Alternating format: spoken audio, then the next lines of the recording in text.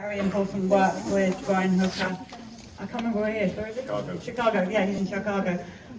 So he apologised for not being here, but it does mean I get to do his part, which is so exciting, which is parents with autism, people affected by autism, please stand up and make yourself known to us. Wow. Wow. Wow. Thank you so much. Please sit down. We're not going to talk very much because we know that there's lots of questions that you've got for us. I got into a little bit of trouble after the last Q&A for upsetting a few paediatricians, and I'm sorry about that. But my job really is very important to me, and that is to stand up for us parents who have been on this pretty horrific journey, and for our children who do not have the voice that they should have, and for the new babies, there's one right in front of me here, and pregnant parents, please don't make the same mistake that I did. So I'm sorry about those paediatricians, but I will not stand down from what I believe in, and anything for our children.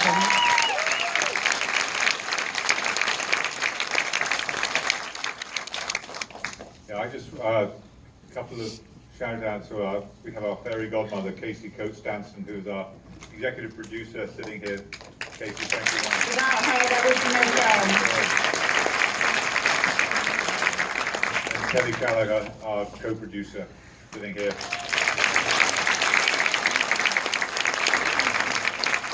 And the beautiful little baby here is the future of this country. Take a bow. Take a bow. There you go. That's what this is really all about. It's not about me, it's not about Del Victory, it's not about Polly, it's about the future of this country. So we stand at an incredibly important point in the history of this country, and we face some very, very tough decisions. It's not a time to back down from our beliefs or our experience.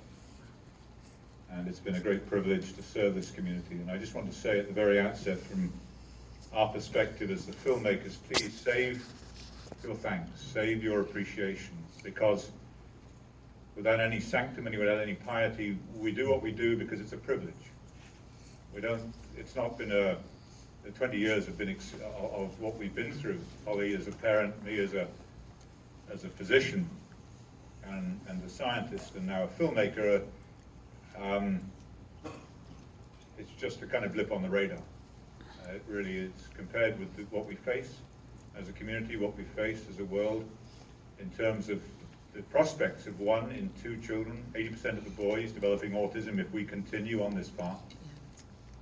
That's not something we can face. There's another beautiful baby sitting right there. Please take a bow. That makes it all worthwhile. I bet they didn't cry once during the whole film, did they? They were enraptured. I love that. I love that. So we're going to throw it open to questions now. I'm not going to say any more because we have very little time, but 1 question each. Keep it short. No commentaries, please. You may have written a wonderful book and talk about it afterwards outside.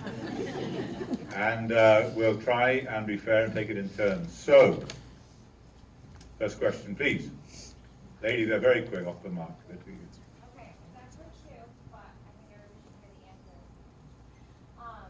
My first question is, do you think that it's just the MMR vaccine that's causing the MS? Absolutely not. Now, we made this film about MMR because William Thompson provided us with information about MMR. The fraud is about MMR. This film is based purely upon the factual content of what he provided to us. We were not going to speculate. We didn't need to speculate. These are his own words. So that's what this film is about. But is it a much broader issue? Yes. And the doctor said it herself. If they're lying to me about this, what else are they lying to me about? And that's the key. We can't trust anything that comes from the CDC. Does this extend to mercury-containing vaccines? Yes. Does this extend to aluminum-containing vaccines? Yes. So this goes way beyond what we've been able to cover in this film, but this is a crack in the door. You know, I love that. I love that. Let me stop you. So I say, every night, say 1 question only. And just because I have a very short attention span, usually people get away with that. Now, okay, so you were the only person who you get a second question. Being a mom, do you think that there are any vaccines that are for our children? No. Next question. The gentleman there, and then the gentleman on the end up there in the blue shirt, yeah. What kind of assurance would Netflix or anybody make this information go wide instead of just a little theater in Dallas? This is not a little theatre in Dallas, okay? So please understand, you have to appreciate this. Every time you guys pack this theatre out, 5 more theatres in America open. We have now broken through landmark theatres right into Regency theatres. Regency theatres are the biggest network in this country. Okay, so every time, this is the most important, people say, what can we do? The most important thing you can do is, having seen this film, bring 2 people back tomorrow. Because every time you do that, we are now opening in 5 new cities a day because of you guys doing this. This is not small. This is the power of the individual. So please, bring the people who don't believe, don't think it's their problem, don't know, don't care, because it is everybody's problem. So please keep doing what you're doing. Thank you. Can I just say something on that? I hear you. I mean, if it was my choice, I would have it out for everybody tomorrow. But Del is very experienced. He's a Hollywood producer, and he signed us on with Cinema Libre, who were very brave in taking us on.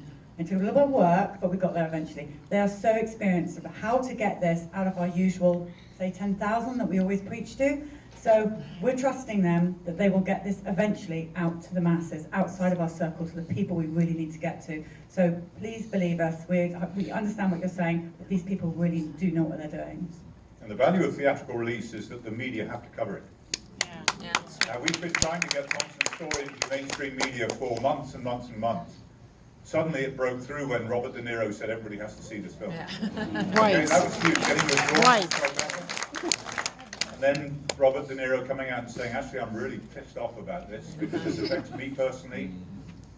And I was forced into this position by corporate sponsorship, in effect. And that had an amazing effect. This movie has now been sold to the Chinese. Okay, this is the first American documentary ever to play in China. Okay? So this is huge, going worldwide. And why is that happening? It's happening because the story is the same. The parent story worldwide is exactly the same. That guy up there with the blue shirt, yeah.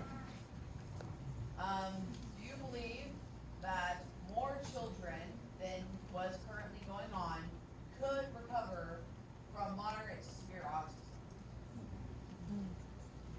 Oh. You weren't concentrating. No, I was concentrating. I did hear you. I'm just thinking, I think there's all different degrees of autism. I think someone like my son Billy, and it was 19 years ago when this happened to him, we didn't have all the information we have now. So for him, I think it will be very tricky. I think for people with autism diagnosed today, I think that there's a great chance of managed recovery. My friend Gina Reed, who's so experienced in this, tells me, and she has a son that's had his diagnosis taken away, that he's band-aided. And basically, if someone takes all the band-aids off, then we could be back where we were. So I think we have to be careful, because people will need support into adulthood, even if they've had their diagnosis taken away. So I'm very protective over everybody with autism. So I like to think that it's managed recovery. Does that sound good? Yes. Good. Gentleman up there with the blue shirt, and then person right up in the far corner. Yes, you do. Is it true that the whistleblower has recanted? No, it's not. There is a rumor that William Thompson, having been sitting in the CDC for some 15 months, may have been put under pressure to recant. He can't. Firstly, the evidence of fraud is bang to rights. There is no question but they have committed fraud, in his own words, in all the documents that they've provided to us. The CDC, any attempt to try and exonerate the CDC from fraud by some post hoc raking over of the data 15 years later will be seen by the public for what it is, a confirmation that the CDC is not fit to exist as an organization running vaccine safety research. So if that happens, it will be a huge public relations mistake on their part, and we welcome it because it will confirm our position. Vaxxed, the movie, has got them on the run. They are panicking. They don't know where to go, how to turn. They're telling us stories about Zika virus and its relationship to what? We don't know. And I think what they're trying to do is make themselves appear to be in some way vital to the success, the future of this country, when in fact all they've done is mislead us and deceive us over vaccine safety. I do not believe that story will amount to anything at all. It may be a data raking exercise, but the scientists, this kind of thing, 15 years after you had the data, trying to use that data to exonerate a vaccine or find some effect that you didn't find before, is abhorrent. So please do not dismay, stay strong, stay firm. This is the CDC. You saw them today. The gentleman right up at the back. Now that you are eligible to, I know that a big reason people have been citing to dismiss your movie outright has been that you've lost your medical license. I'm just wondering if perhaps now that you're eligible to reapply to get your medical license back, if that could in fact help boost the perceived credibility of you and by extension your film in the eyes of the general public. Is that Jake? Jake, is that you? That's me, yes sir. Ladies and gentlemen, I'd like you to meet Jake Crosby back at the front. He's been a tremendous supporter over the years. He writes a tremendous blog on, so thanks for coming, Jake. At the moment, will I reapply for my license in the UK? It's a very good question. As Jake pointed out, at the moment, what has happened is I'm now eligible to reapply beyond the sanctions of the General Medical Council. We've been preoccupied with the production of this film, with making this film, and I haven't really considered it too much until Jake raised this issue 6 months or so ago. I'm thinking about it very hard. It will cost time and money taken away from pushing this film forward, pushing this issue forward. And is it necessary? Is it the right thing to do? I mean, I don't know the answer to that, but is there something bigger and more important to focus on, and that is the future of the children of this country, rather than whether or not Andy Wakefield is ultimately exonerated? I'm not sure. The value of exoneration is that it gives credence to the parents' original story. That's the only value of it. I'm not interested in personal vindication. I can live without that. There is a much bigger issue at stake, and that is the future of your children. So it's a problem I'm wrestling with at the moment, and Jake, I still don't have an answer. Gentleman with the purple shirt, and then the lady over there with the Texans for Vaccine Choice t-shirt. We love you. Thank you very much. Which says a lot for my eyesight, actually. Yes, you sir. Yeah, hi.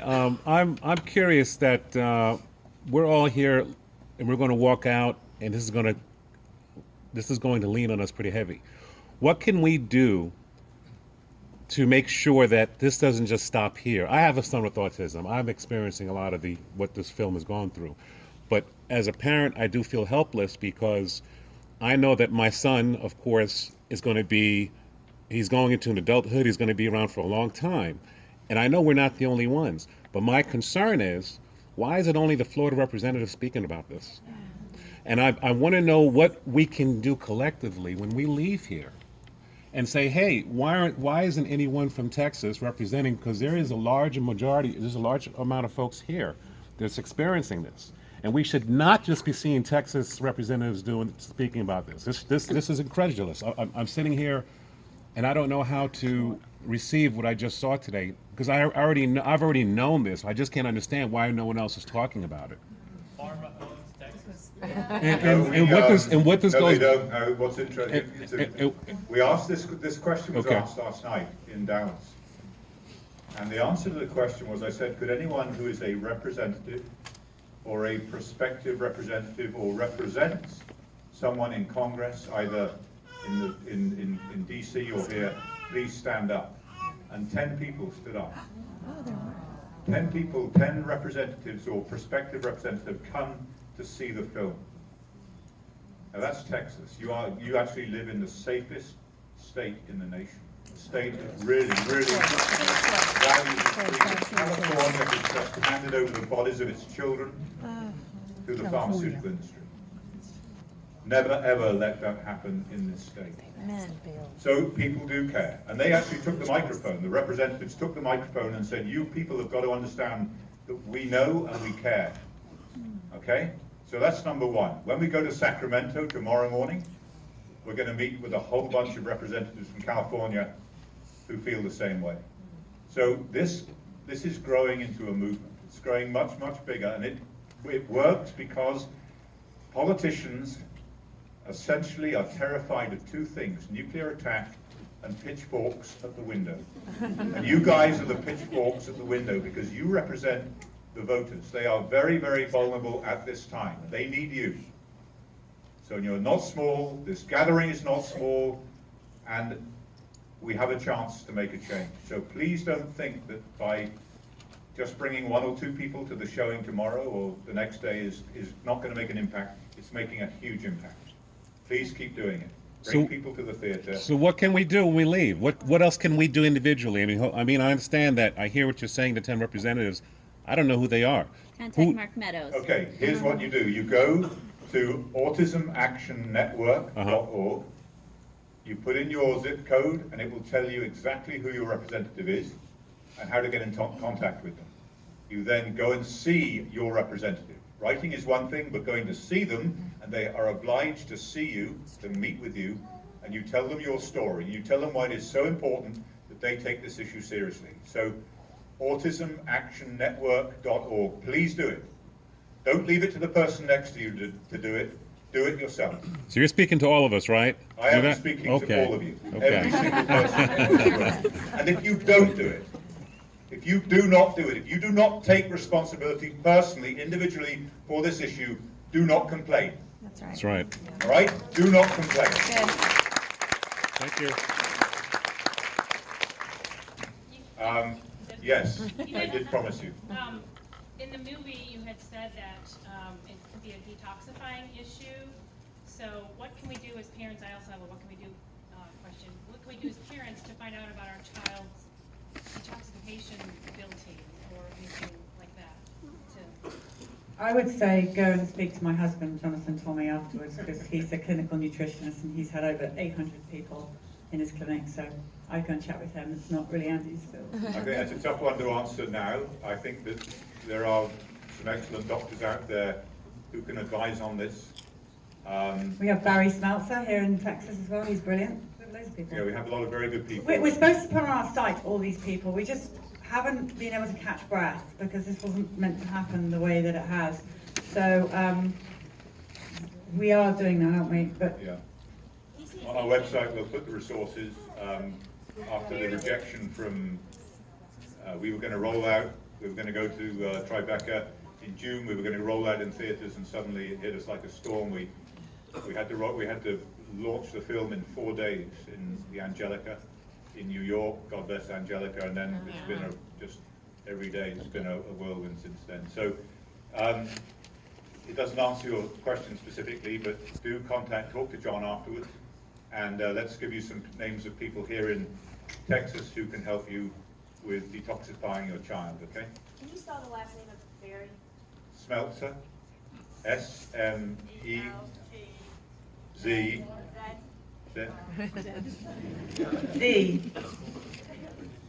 Z-E-R. Barry Smeltzer.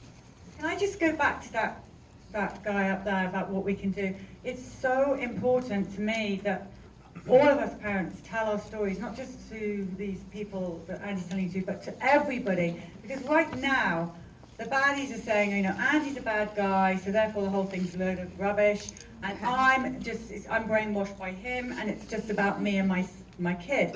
So we need to make a lot of noise. There's so many of us worldwide. Right now on Periscope, all around here, our parents around the world listening in right now. Everybody needs to tell a story. That's right. And any contact you've got in media, if you've got money, billboard yourself, think outside the box, but make the world know that we are here. Because right now they're trying to pinpoint this whole thing on just one kid's story, my kid's story. So if you can tell your stories, and I know you don't want to, I know it's awkward. I mean, I don't want Billy up there having a fit with no clothes on. It's embarrassing, and he's our kid, and we love him. But we're doing it because we really, really, really, really want for this to stop. This baby down here, this baby here. Please, God, make this never happen to them. That's why we're doing it. So please, please help me out. by telling your stories in any way that you can. Yeah. We meet a lot of people who, physicians, researchers, scientists, who say, I would love to speak out, I know it's true, but I can't. Yes, you can. A lot of parents who say, I don't want to speak out because I'm worried what my friends will say on Facebook, and you can. Okay? Now is not the time to be afraid. If we lose this issue now, we do not make the world a safe place for William Thompson to come out and tell his story, no one else will do it. And things are going to get one hell of a lot worse. So now is the time to stand together, to be brave, to be strong, to do exactly what Polly says, to tell your story, to stand up and be counted. Because if we don't, we've got a whole lot of trouble coming.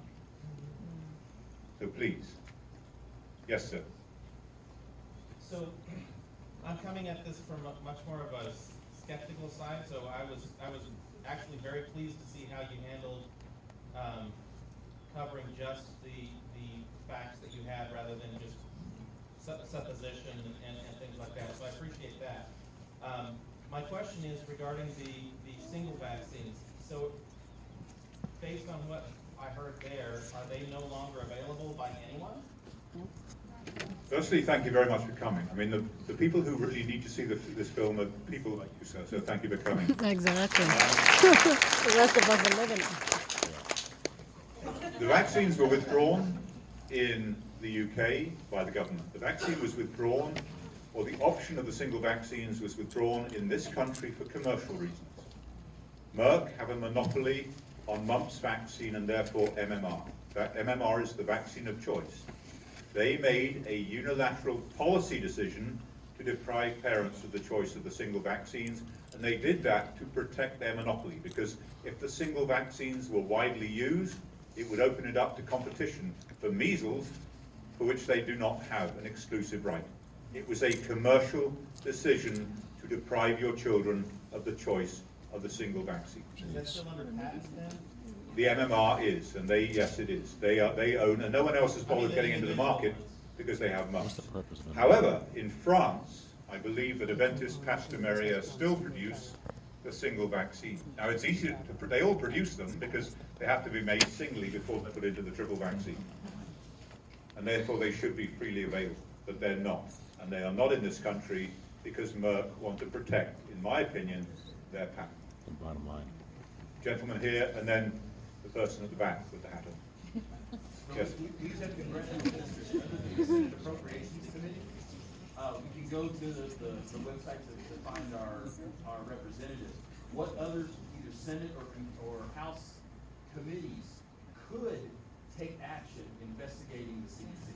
Thank you very much. The committee that needs to hear this is the Oversight Committee on Government Reform. The chairman is Jason Chaffetz from Utah, and he is fully aware of this. He's seen the movie, and pressure on his office to bring Thompson forward, bring all the perpetrators of this fraud forward, bring Julie Gerberding forward is absolutely essential at this time. So please, in addition to your own congressman, pressure on Jason Chaffetz from Utah. At the back of the My question is, on the movie, you talked about separating the vaccines. So do you believe still in vaccinations as long as they're single over a longer period of time? Or what is your belief about vaccinations? What is my fundamental belief? Sorry, Paul, I'll keep answering all back. It's probably better you answer this one. It was right me. Is that essentially it's about education and choice.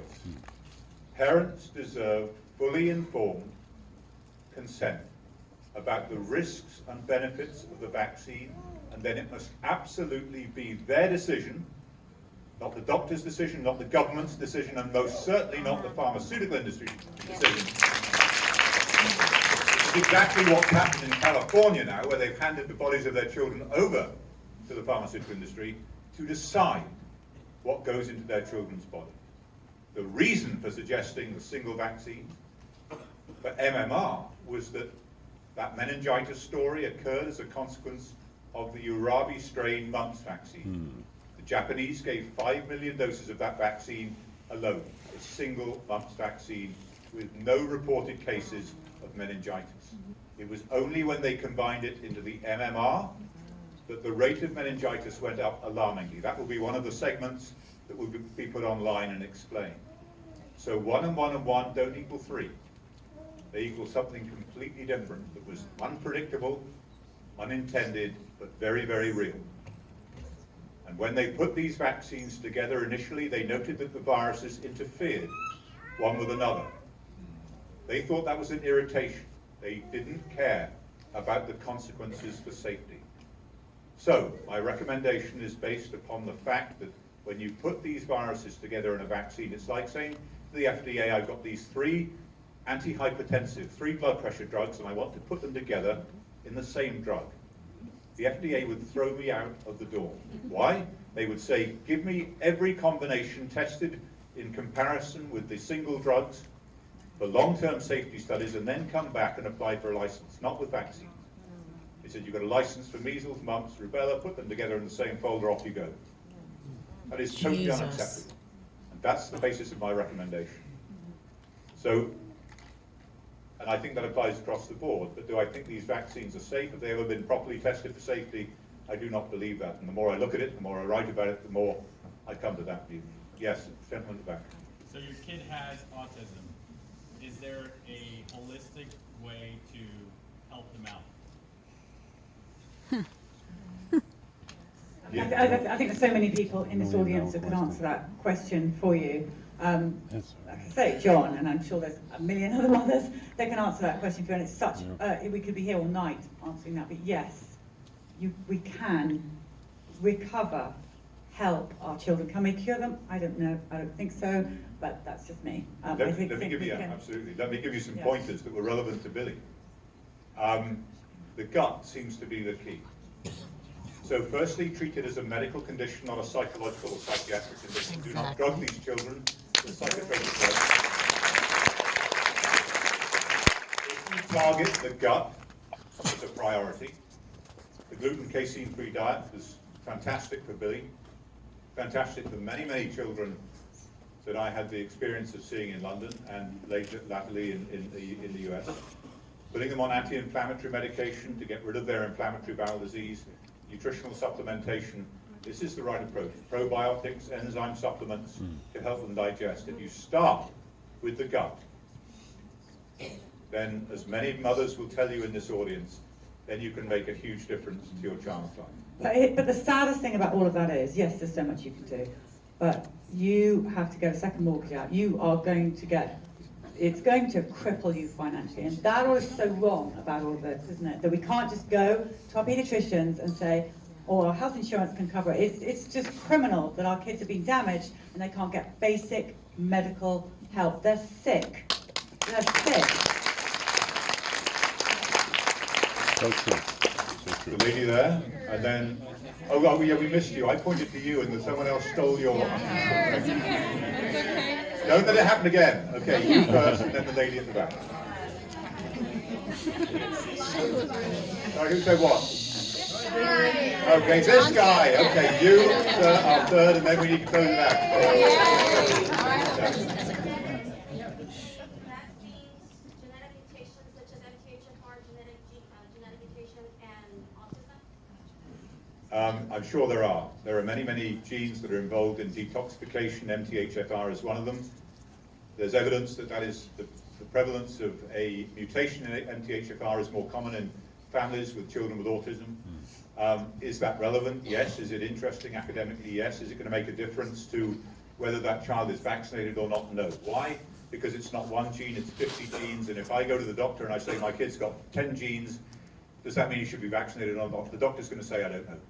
I have no idea, because it's not an arithmetic equation. It may be, you know, anyway, the answer is no. You're going to say as a parent, doctor, sort out your vaccination program and then I'll come back and talk about it.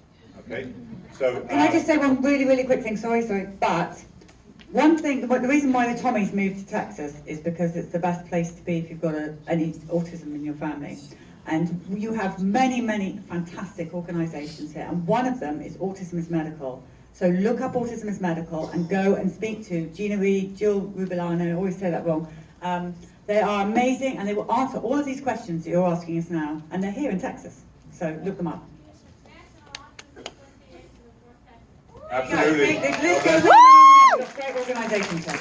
Now I've completely forgotten the lady with the hat and then the gentleman who is there. Right. I know them. They need to go too. They have good questions. I'm here. I'm privileged in the way that my son does not have autism, but he is vaccine injured with an anaphylaxis to nuts, and I'm ready to help fight for this, because helping this community with this fight and this message is only going to help my son, because our allergist thinks we're completely crazy. We have a great pediatrician that doesn't, thank God. But how do you, I see this as a domino. If we can get this message out for autism, it will come out for all of the other problems that have been caused with vaccination injuries. Do you see it the same way, and have you talked to other researchers that are looking at the same issue? Absolutely. I've talked to people who are predominantly interested in type 1 diabetes or multiple sclerosis or peanut allergy. The story is the same. Sudden infant death syndrome, the same story. And doctors say you're insane, you're mad. Or, I know you're right, but please don't ask me any more questions about it, or I'll get Child Protective Services round to see you. So, did you say there was a pediatrician here, a brave pediatrician? Yes. Yes, sir, right. Yes, ma'am. Sorry, well done you. So good to see you here. Thank you, thank you, thank you. Right, yes. You, sir, stand up and ask that question. So, in the movie, you showed the documents that were, driving some of this, and you showed them to the other pediatricians. Are those documents available online to the public? And if so, why not? How do we get those documents to bring them to our pediatricians, to bring them to our senators, to bring them to people, and to make light of the documents that prove this? Yes, they are. And in fact, they come in two parts. The first is a distillation of the entire fraud based upon those documents. It's called the ORI complaint, the Office of Research Integrity Complaint. It runs to about 35 pages. That is available as a PDF download on autismmediachannel.com, and it will soon be on vaxxedthemovie.com. The entire 10,000 documents provided to us and to Congressman Posey are available from his office. If you go to his office, they will give you those files as a Dropbox file. You can download the whole lot and go through them. So they're available to anyone publicly, and they will soon be available on vaxxedthemovie.com as well. So please, if you want to scrutinize this, and in particular, if you want to get the documents to your senator, your congressman, go and get the 35-page PDF download and say you must read this. And that's, say the first site again, Media. autismmediachannel.com. And then press on the CDC whistleblower tab, otherwise you'll get a lot of cooking videos. That's very cool.